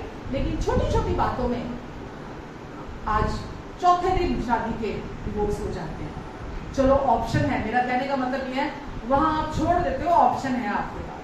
बाकी के जो रिश्ते हैं घरों में, माँ बाप, भाई बहन, जो रिश्ते हैं हमारे, हम छोटी छोटी बातों में उनसे भी रिश्ते तोड़ देते हैं। पर परमेश्वर क्या चाहते हैं? पहले हमारे अंदर वो काम करना चाहते हैं। क्यों? जो दुनिया में हमको अंदर रिजेक्शन मिला है, हम सबको मिलता है, हमारे अपनों से रिजेक्शन मिलता है। किसी को माँ बाप से मिला, किसी को बच्चों से मिला, किसी को हस्बैंड से मिला, किसी को वाइफ से मिला, किसी को पड़ोसी से मिला, किसी को किसी रिलेटिव से मिला, किसी को किसी फ्रेंड से मिला। हम सबको अंदर रिजेक्शन मिलते हैं। और यीशु में आने से पहले जो भी रिजेक्शन हमें अंदर मिले होते हैं, रिजेक्शन बड़ी चोटें लेकर आते हैं। ठीक है, हमारे अंदर बहुत चोटें लेकर आते हैं रिजेक्शन। ये मेरे से अच्छा कोई नहीं जानता। लेकिन वो रिजेक्शन से अगर आप छुटकारा पाना चाहते हो तो दूसरा कोई उपाय नहीं है आपके पास। वो रिजेक्शन से आपको छुटकारा, परमेश्वर का वो प्यार, वो सिद्ध प्यार, वो परफेक्ट लव ऑफ गॉड, जब उसको आप अपने जीवन में अलाउ करते हैं, एक्सपीरियंस करते हैं, वो प्यार को आप, ऐसा नहीं है हम बोलते परमेश्वर प्रेम है, परमेश्वर सिद्ध प्यार है और वो अपने आप कुछ कर देंगे, ऐसा नहीं।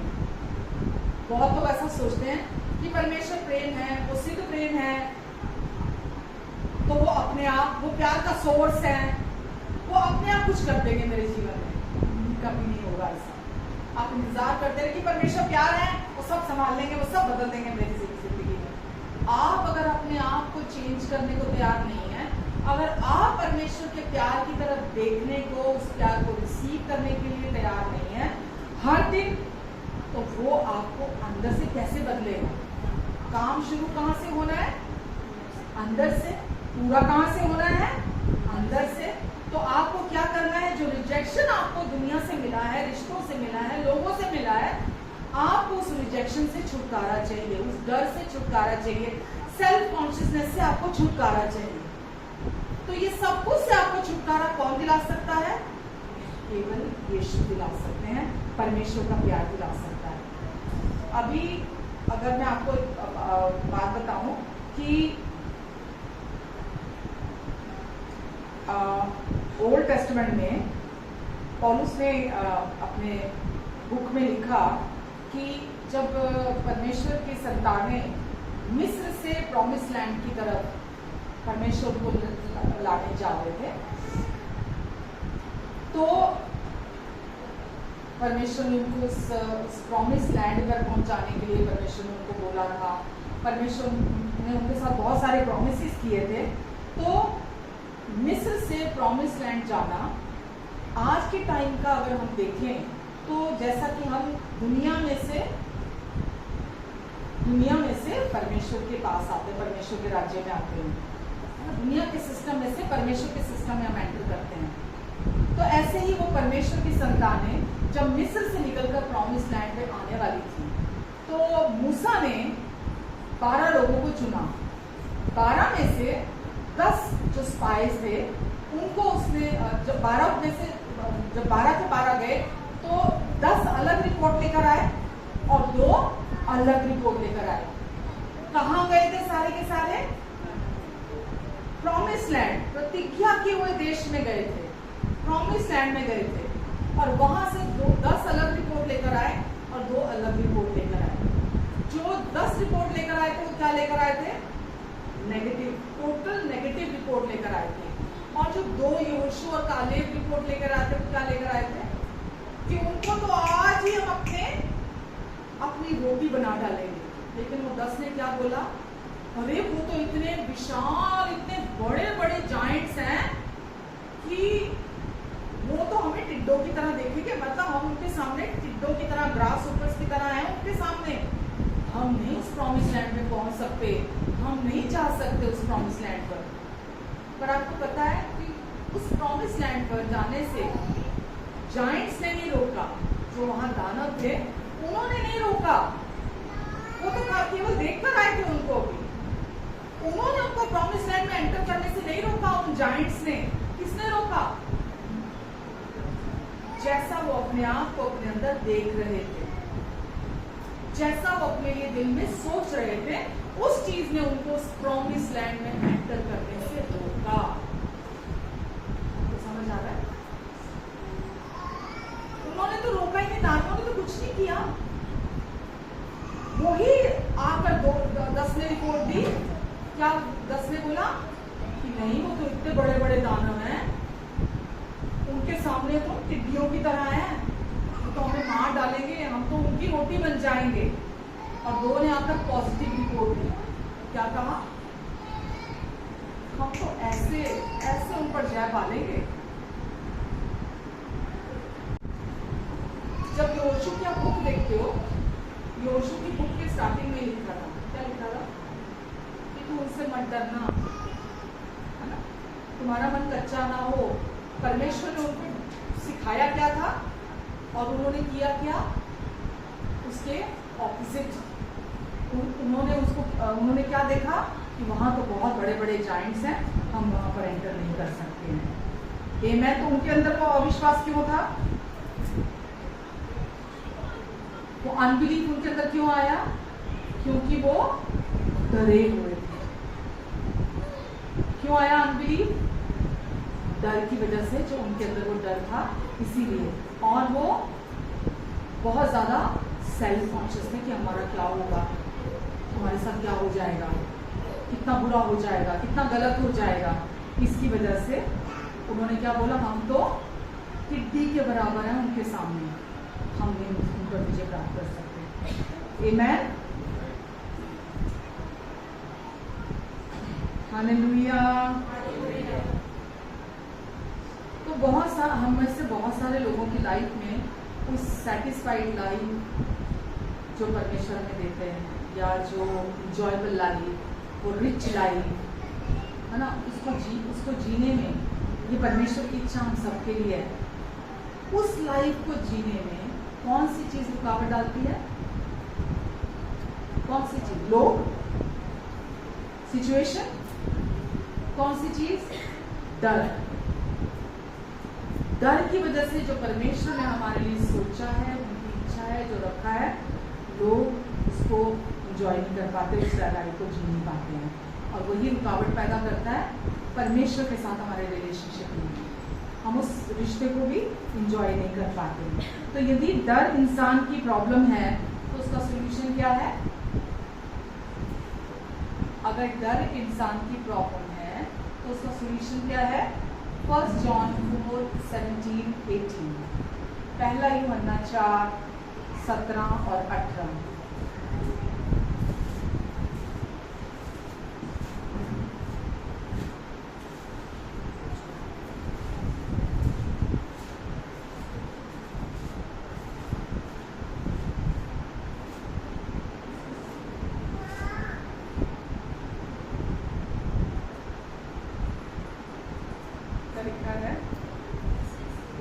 इसी से प्रेम हमें सिद्ध हुआ कि हमें न्याय के दिन हियाव हो, क्योंकि जैसा वो है वैसे ही संसार में हम भी हैं।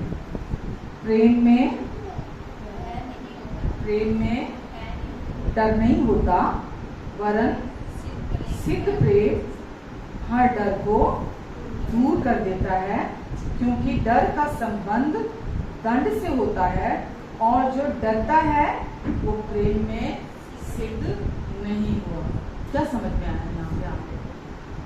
यूहन्ना क्या बोल रहा है यहाँ पे?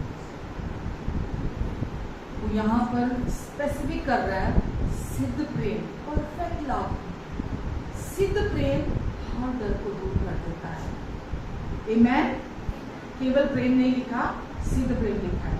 तो पहले लोग ये सोचते हैं कि सिद्ध प्रेम का मतलब क्या है कि परमेश्वर, प्रैक्टिकली कोई ऐसा सोचते परमेश्वर सिद्ध प्रेम है, जैसा मैंने अभी पहले कहा, और वो सिद्ध प्रेम अपने आप मेरे जीवन में सब कुछ को कर देगा। आमेन। और वो परफेक्ट जो प्यार है वो परफेक्ट सोर्स है मेरे जीवन के लिए। और ये सच नहीं है, ये इसका मतलब नहीं जो हमने वर्ष पढ़ी अभी। परफेक्ट प्यार हमारे जीवन में परफेक्ट तब होता है जब हम इस प्यार को सीखते हैं, अपने लिए जानते चले जाते हैं। और क्या पढ़ा हमने लास्ट वर्ष? क्या पढ़ी है? जो भय करता है वो प्रेम में सिद्ध नहीं हुआ। प्रेम तो सिद्ध है, लेकिन जो डरता है वो प्रेम में सिद्ध नहीं हुआ। यानी कि अभी वो प्यार को जानता नहीं है, प्यार को समझता नहीं है, परमेश्वर के प्यार को। हालेलुया।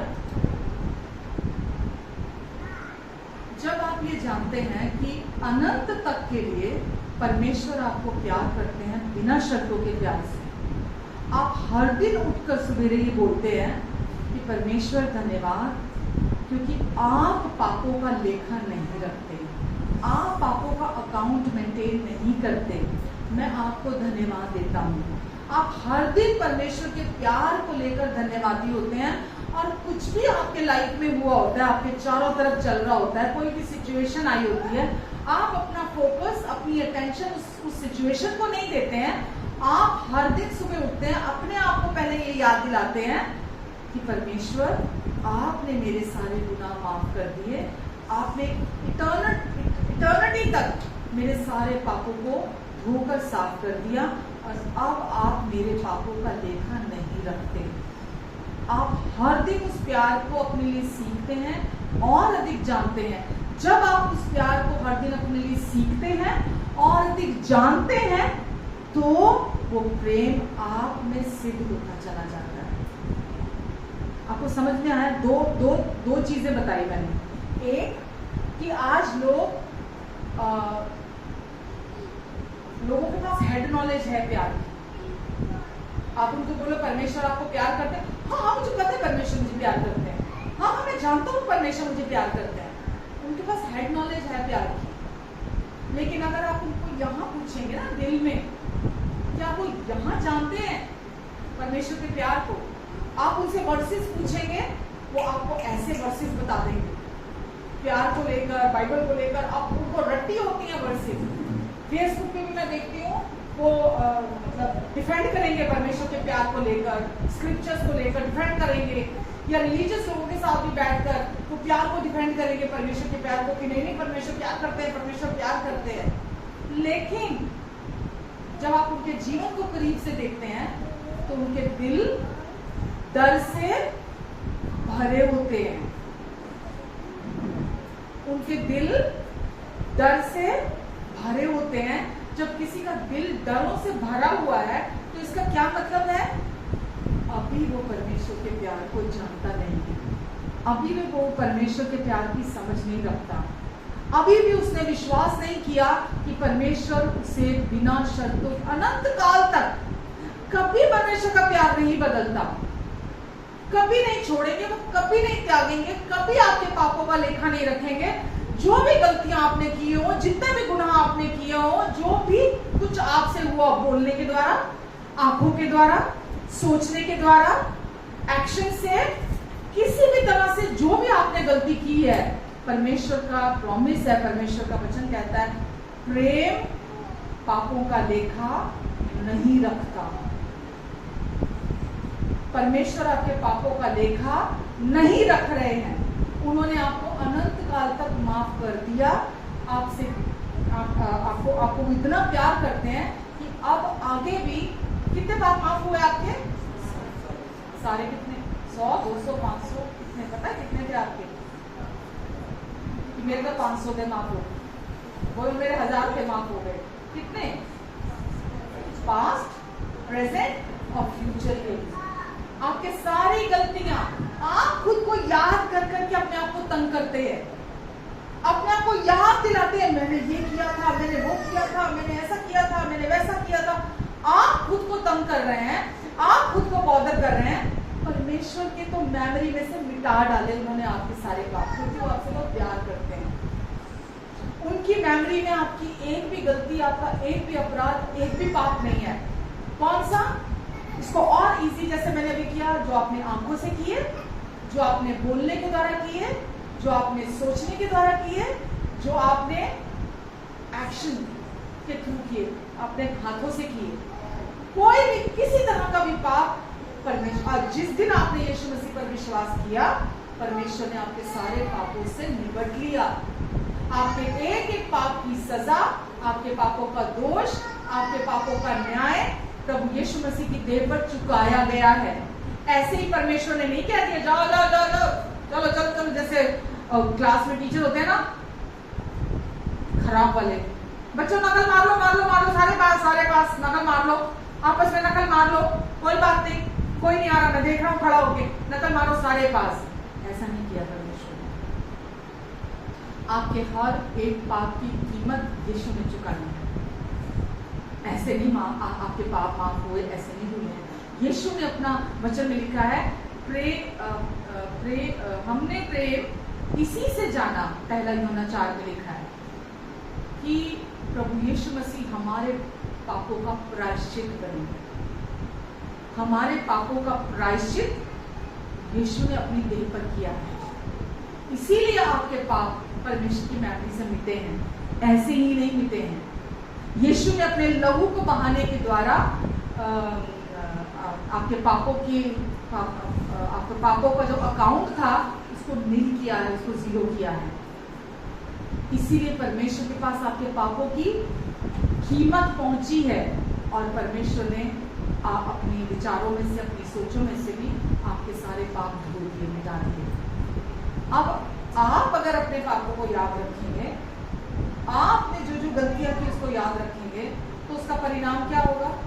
आप परमेश्वर के प्यार को ना तो सुनेंगे, ना समझेंगे, ना जानेंगे, तो क्या होगा? जो rich life, abundant life, satisfy करने वाली लाइफ, जो पूरी तरह भरपूरी की जिंदगी, आनंद देने वाली जिंदगी जो यीशु देने आए थे, आप उस जीवन को नहीं जी पाएंगे। उसके अगेंस्ट में क्या है? उदासी का जीवन, डिप्रेशन, निराशा, अशांति, दुखी रहना, आंसू, पीड़ा, ये जीवन आप जिए। आप कुछ भी करेंगे अपने आप को सेटिस्फाई करने के लिए। आज लोग ऑपोजिट सेक्स की तरफ क्यों जाते हैं? क्यों जाते हैं लोग इतना? यूथ क्यों जाता है इतना, और दुनिया के लोग इतना क्यों जाते हैं ऑपोजिट सेक्स की तरफ? शरीर इतने, मतलब क्या बोलूं मैं, आज के टाइम में जो चल रहा है, क्यों? क्योंकि अंदर असंतुष्टि है, अंदर सेटिस्फैक्शन नहीं है, अंदर अधूरा महसूस करते हैं, अंदर खालीपन महसूस करते हैं। इसीलिए उनको लगता है शायद, क्योंकि उनको पता नहीं है सच्चाई क्या है, रूट कॉज क्या था, उसकी वजह से क्या फ्रूट आया, कहां से प्रॉब्लम आई, क्या प्रॉब्लम चल रही है, और वो उनको पता नहीं है। इस वजह से वो जाकर गलत काम कर रहे हैं। एक जगह, 2 जगह, 10 जगह। पोर्नोग्राफी इतनी चल रही है यूथ में आजकल। खाना कितना हो गया सब तरफ। मैं तो खाना देखते के हैरान हूं दुनिया में। माय गुडनेस, किलो के हिसाब से चीजें, 1 kilo, 2 kilo, 5 kilo cook food जो होता है पार्टी के लिए, उसके लिए खाना खाना खाना खाना, सब तरफ इतना खाना। बुफे की लाइन लगी हुई है, डिलीवरी वालों की इतनी लाइन, क्योंकि लोग अंदर से खाली हैं, खा खा के अपने आप को सेटिस्फाई करने की कोशिश कर रहे हैं। उनको लगता है, क्योंकि अंदर इमोशंस जो है, नेगेटिव इमोशंस है, और ये बिल्कुल सच है। जब नेगेटिव इमोशंस अंदर होते हैं ना, वो जब आप खाते हैं ना, आपको संतुष्टि मिलती है अंदर से। और दुनिया के लोग आज बुफे में जा के पैसा वसूल कर रहे हैं, खा खा के क्या बुरे हाल हो रहे हैं आज दुनिया के लोगों के। आप समझ रहे क्यों कर रहे हैं? उनको पता नहीं है ये क्या है अंदर, जो ये नेगेटिव इमोशन है क्यों आया हुआ है। उनको पता नहीं है असंतुष्टि क्यों है, वो सेटिस्फाई क्यों नहीं होते। लोग होते ना, कितना खा लो संतुष्टि फिर नहीं होती, शरीर फिर तैयार खड़ा है ना, कितना भी कुछ भी कर लो, लेकिन फिर भूख वहीं की वहीं है। क्यों है? क्योंकि केवल परमेश्वर का जो सिद्ध प्यार है, परफेक्ट लव जो है, वो हर डर को दूर करता है। वो आपको सेल्फ कॉन्शियसनेस से, जो सेंसेस के थ्रू आप जीवन जी रहे हैं, उसमें से बाहर निकालेगा, आपको हर डर से आपको बाहर निकालेगा, और आपको वो सेटिस्फाई करने वाली लाइफ देगा जो यीशु आपको दिया है। वो भरपूरी का जीवन, वो आनंदित रह। आप लोगों की तरफ देखोगे ही नहीं, कौन मुझे पूछ रहा है, नहीं पूछ रहा, कोई मुझे प्यार कर रहा है, मुझे प्यार नहीं कर रहा, कौन मुझे पसंद कर रहा है, कौन मुझे पसंद नहीं कर रहा, किसने मुझे इनवाइट किया, किसने मुझे इनवाइट नहीं किया, किसने मुझे देख के मुंह फेर लिया, किसने नहीं फेरा, किसने मुझे विश किया, किसने मुझे विश नहीं किया। आप अकड़ते नहीं हैं आगे से, गुस्साते नहीं हैं आप आगे से, क्योंकि आप तो संतुष्ट हैं अंदर से। कोई बोल रहा है प्रेज द लॉर्ड, नहीं बोल रहा डबल प्रेज द लॉर्ड, नहीं बोल रहा तो कोई पसंद करता है प्रेज द लॉर्ड, नहीं पसंद करता डबल प्रेज द लॉर्ड, कोई बात नहीं। आपके अंदर जो जीवन है वो बहता रहेगा अगर आप इश्यू क्रिएट नहीं करेंगे। आपके अंदर जो बहुतायत का जीवन है, खुश रहने वाला जीवन है, आनंदित रहने वाला जीवन है, जो संतुष्टि वाला जीवन है, उसको जब लोग देखेंगे ना, ये चाहिए, ये चाहिए, ये जीवन मुझे भी चाहिए। हम दुनिया की तरह रिएक्शन देते हैं, दुनिया की तरह, जैसे दुनिया के लोग रिएक्ट करते हैं, हम भी ऐसा रिएक्ट करते हैं। मैं लास्ट वीक बोला था ना, लोगों के बीच, भीड़ के बीच, लोगों के बीच जाने से आप बहुत उस, वो जो प्यार आपके अंदर है ना, वो क्या कर सकता है वो देखते हैं, वो क्या आपके थ्रू काम कर सकता है वो आप देखिए। घर के एक बंद कमरे के अंदर तो कोई भी कहेगा मैं बड़ा प्यार करता हूँ लोगों को, मैं तो माफ करता हूँ, मैं तो बड़ा प्यार करने वाला इंसान हूँ। एक कमरे के अंदर बंद रह के, अकेले रह के तो कोई भी कह सकता है। जब आप लोगों के बीच में रहेंगे और जब वो जीवन जो आपके अंदर है, वो प्यार का, वो सिद्ध प्यार का जो जीवन है, अब कोई डर नहीं है आपके अंदर, राइट? अब कोई सेल्फ कॉन्शियस नहीं है आपके अंदर, रिजेक्शन का कोई डर नहीं है आपके अंदर। आप अलाउ करेंगे लोगों को कि वो आपको दुख पहुंचाए, वो चोट दें आपको। आप समझ रहे हैं? आप अपनों को अलाउ करेंगे, वो आपको कुछ भी कह सकते हैं, आपके साथ कैसा भी बर्ताव कर सकते हैं, क्योंकि अब अंदर कोई डर नहीं है। अब रिजेक्शन का कोई डर नहीं है, आपके अंदर कोई नेगेटिव इमोशन नहीं है अभी। अब आपके अंदर वो जो पहले चीजें थी वो सारी खत्म हो गई आपके अंदर से। आप समझ रहे हैं? प्यार वही है जो दूसरे को अनुमति देता है जैसा वो है वो वैसा बनकर जिए। सपोजिंगली हस्बैंड वाइफ है या कोई और रिश्ता है, वो अलाउ करेगा, वाइफ हस्बैंड को अलाउ करेगी कि वो जैसा भी आपके, जैसा वो है नेचुरल, वो वैसा बनकर आपके साथ जिए। क्यों? क्योंकि जब आप बुरा नहीं मारेंगे, आप पर्सनल नहीं लेंगे चीजों को, तो होली स्पिरिट आप में से होकर आपके हस्बैंड को बदलेंगे। अगर वो वाइफ है, परमेश्वर उसको बदलेंगे। और कोई रिश्ता आप बदलता हुआ देखना चाहते हैं, अपने पेरेंट्स को देखना चाहते हैं, अपने इन लॉज को देखना चाहते हैं, आप किसी को भी चेंज देखना चाहते हैं, तो आप क्या करेंगे? आप उनको अलाउ करेंगे, वो जैसे हैं वो वैसे बनकर जिए। आप उनको बदलने की कोशिश नहीं करेंगे, वो जैसे हैं आप उनको एज इट इज एक्सेप्ट करेंगे। जब आप एज इट इज किसी इंसान को एक्सेप्ट करते हैं ना, आजकल घरों में इतना ज्यादा, मतलब अगर लॉज को भी देखो, इतना ज्यादा टोका टाकी, इतना ज्यादा बोलना, इतना ज्यादा वो करना अपने घरों में। आप जैसा सामने वाला है, आप केवल अपने घर की चीजें उन्हें बता। आजकल सब समझदार है, प्यार से तो कोई बदल जाएगा, और अगर आप वहां डंडा देके खड़े होंगे तो फिर वहां पर अलग ही काम होगा।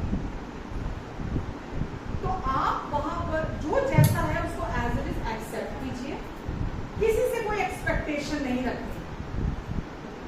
मदर लॉ को डॉटर लॉ से, डॉटर लॉ को मदर लॉ से, फादर लॉ को डॉटर लॉ से, डॉटर लॉ को फादर लॉ से, सिस्टर लॉ को ब्रदर लॉ को, है ना, पेरेंट्स को, बच्चों को, किसी से कोई एक्सपेक्टेशन नहीं रखनी। क्या कब नहीं रखेंगे? जब आप परमेश्वर के प्यार को रिसीव करेंगे, उस प्यार पर डिपेंड होंगे, उस प्यार को सीखेंगे, जानेंगे। ये एफर्टलेसली होगा आपकी लाइफ से, ये करना नहीं होता, ये एफर्टलेसली होगा कि आप ग्रेशियस होकर चलेंगे, आप ग्रेस देंगे सामने वाले को, और सिद्ध प्यार आपके अंदर सिद्ध होना शुरू होगा जब आप उसको अलाउ करेंगे।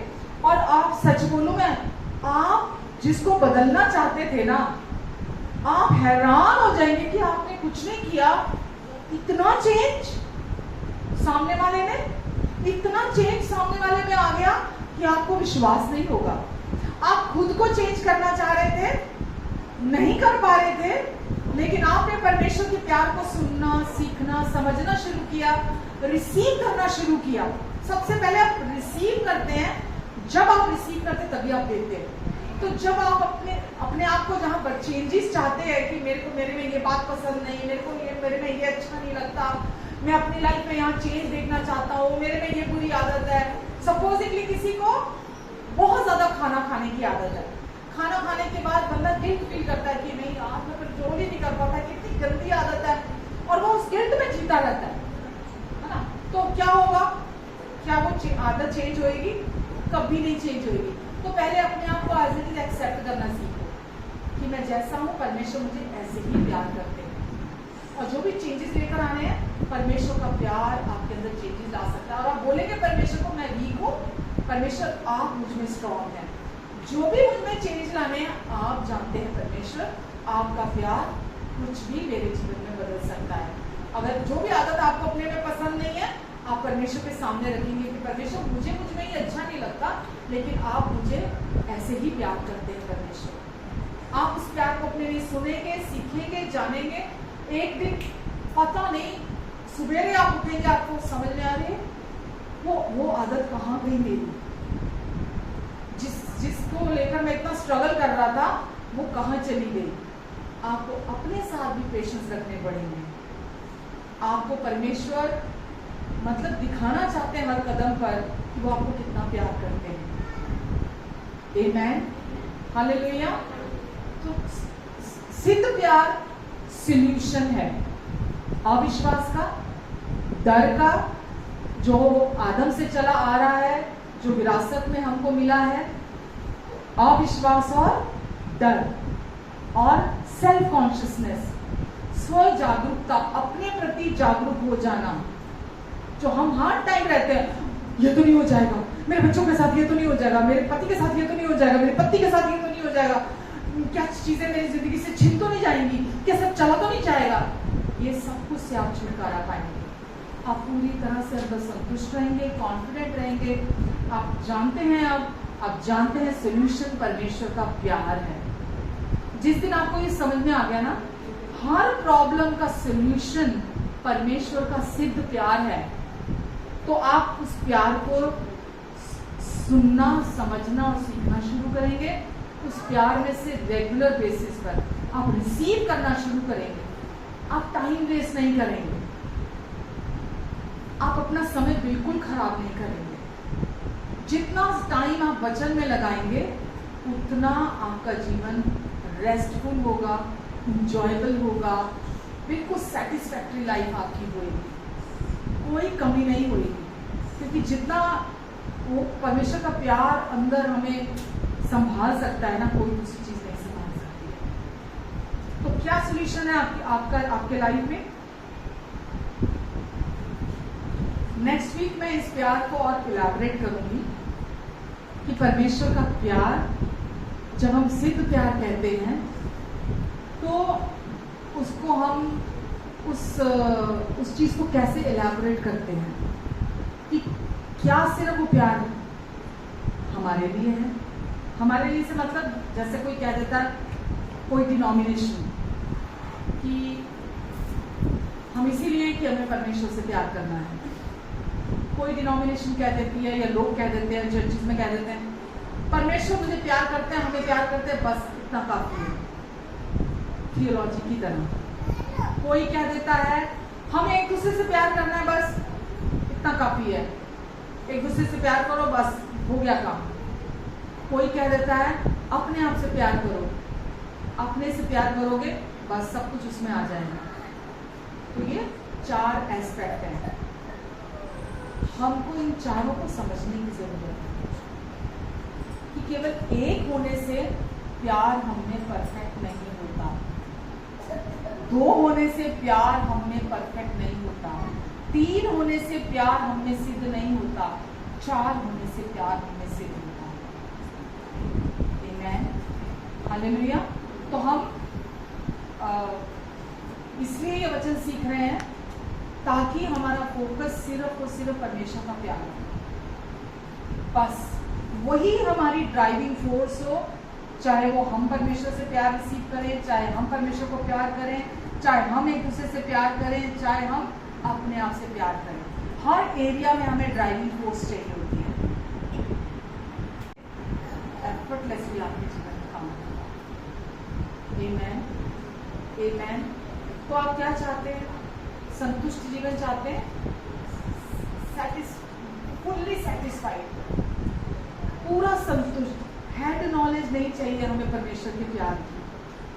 जितना आप परमेश्वर के प्यार को अपने दिल में रिसीव करेंगे, सिचुएशंस में परमेश्वर के प्यार की तरफ देखेंगे, उस प्यार को सीखेंगे, उस प्यार को जानेंगे, उस प्यार को सुनेंगे, उतना वो आपके दिल की गहराइयों में जाएगा और उतना वो आपके अंदर से हर डर को, जब वो जाता है ना, हो ही नहीं सकता। ये सबूत है इस बात का कि कोई व्यक्ति परमेश्वर के प्यार को अपने अंदर दिल में जानता है। क्या सबूत है?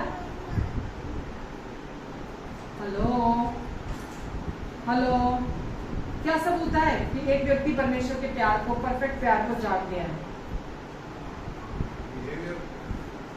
उसके एटीट्यूड से डर नहीं होगा उसकी जिंदगी में,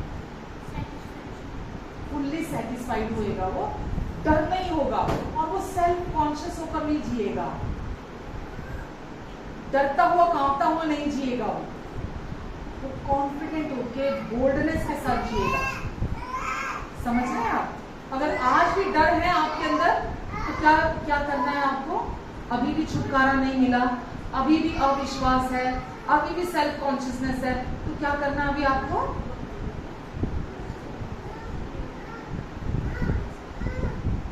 क्या करना है?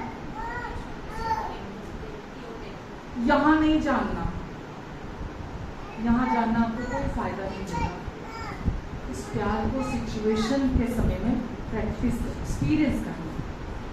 जब भी सिचुएशंस आती हैं, इस प्यार को एक्सपीरियंस करना, वो मैच्योरिटी लेकर आएगा आपकी लाइफ में। सिचुएशंस आने पे अगर आपने प्यार को एक्सपीरियंस नहीं किया तो सिचुएशन इतना इतना खूबसूरत सिचुएशंस गोल्डन अपॉर्चुनिटीज होती है हमारे लिए, पता है? सिचुएशंस गोल्डन अपॉर्चुनिटी होती है परमेश्वर के प्यार को रिसीव करने के लिए। हम उसको खो देते हैं, हम अपनी सेंसेस में ही रह जाते हैं, सेल्फ कॉन्शियस, मैं क्या, मेरा क्या, मेरा क्या, मैं क्या, मैं क्या, मेरे क्या, मेरे को कोई नहीं, मेरे लिए कोई नहीं, हम उसी में डूब के चले जाते हैं। परमेश्वर का प्यार हमें तब सिद्ध होता है जब हम उसको एक्सपीरियंस करते हैं, अपने लिए अनुभव करते हैं। आमेन, आमेन, हालेलुया। मैं यही रुकती हूँ। कुछ सीखा आपने? परमेश्वर ने आपसे बात की,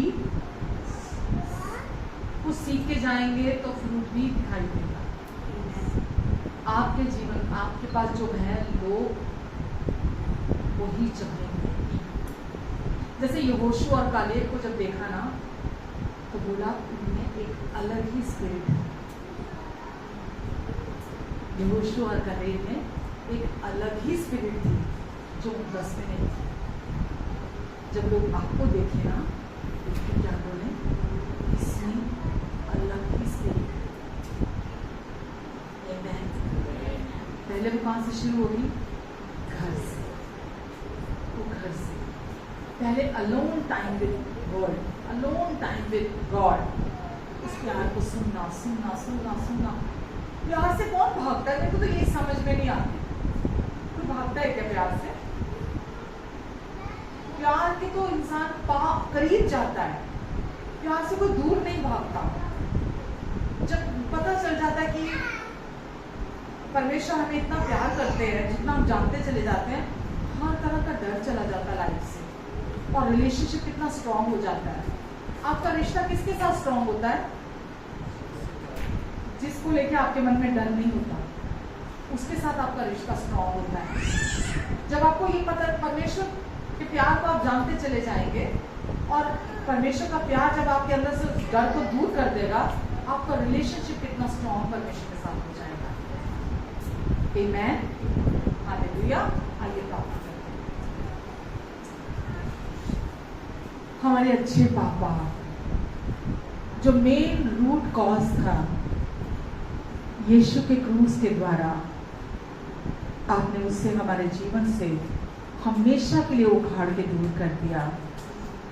यीशु हमारे लिए रिजेक्टेड हुए ताकि हम आप में एक्सेप्ट किए जाएं, और ये काम हो चुका है। आपने हमें हमेशा के लिए एक्सेप्ट कर लिया है। हम आपको धन्यवाद देते हैं परमेश्वर।